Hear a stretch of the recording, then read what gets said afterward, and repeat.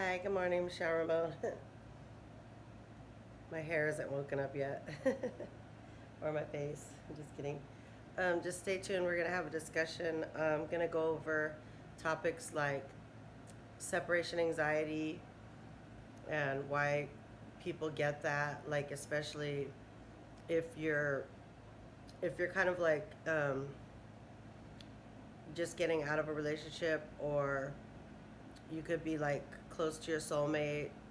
You could have separation anxiety, or the fact that you need to be closer to God, because a lot of times, you know, when you're with someone, it's and they're not serving God and you're not serving God, it's kind of like being a codependent relationship because you're depending on other things. You're depending on the person to comfort you, but they can't always fill the empty void in your life that God has for you. So you're going to experience separation anxiety if you're basically, you need God. It's like we all need God. I mean, because He does fill a void. So, like, sometimes you might face separation anxiety issues, and you're going to feel like separate, like you do when we sin, or when we put other things before God, we face separation anxiety. So I'm going to try to talk about that if I didn't already just say everything. I haven't woke up yet, so our air conditioning is not working. So, oh, what a nightmare. It's going to be 80 degrees today.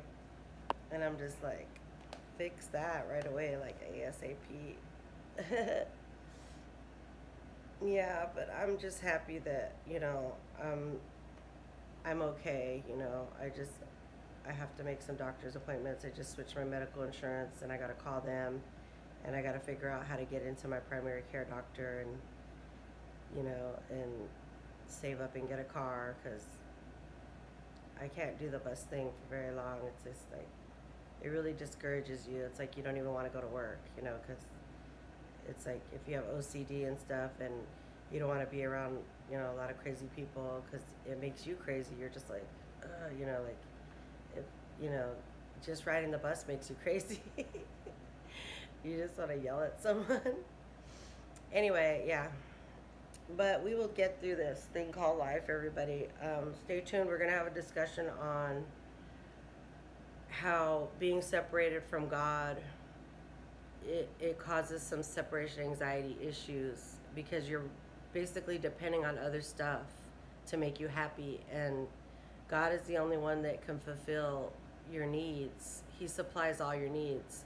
So when you're thinking that you could do it alone, it gets kind of rough, so um, my advice is just to have a good prayer life. Just ask God for help, or get a prayer warrior like Michelle Ramon. I do pray for people a lot, and I like praying for people. And sometimes, when I've got so much going on, I can't even pray for myself, and that's bad. I can't read my Bible. I don't even have a Bible. All the Bibles I've had, the devil doesn't want me to have a Bible, So he's definitely gonna go to war with God's children. So I'm not awoke yet. It's like, put the cream on, go back to bed, put one of those things on my face, like one of those eye things. Jessica, come over. Put mommy back to sleep. I used to pat these little kids to bed, and it was the cutest thing when I was a daycare worker. And I would have to sit there and pat them for like, hey, come here, say good morning. Say good morning. That's not how you say good morning. I used to like have to pat them like for about, I would say a good like 15 minutes. Come here, boo boo. Before they go to bed, like before they go to sleep for a nap. But if you're a mom, you have that motherly, you know, feeling, and you could put them to bed, because it's like you've been doing that like for so long, as a mom. So it's not that hard to put a little kid to bed. You just have to pat them. I want to have another baby at 50 something years old. Who's gonna be? No, just kidding. We'd have to go to the fertility clinic. It would be a lot. I mean, well, they have payment plans, so my future husband out there, we gotta hurry up and get to the Red Rock Fertility Clinic. I really do. They said you could have a baby at my age, but your womb has to be able to carry it. All they do is inject.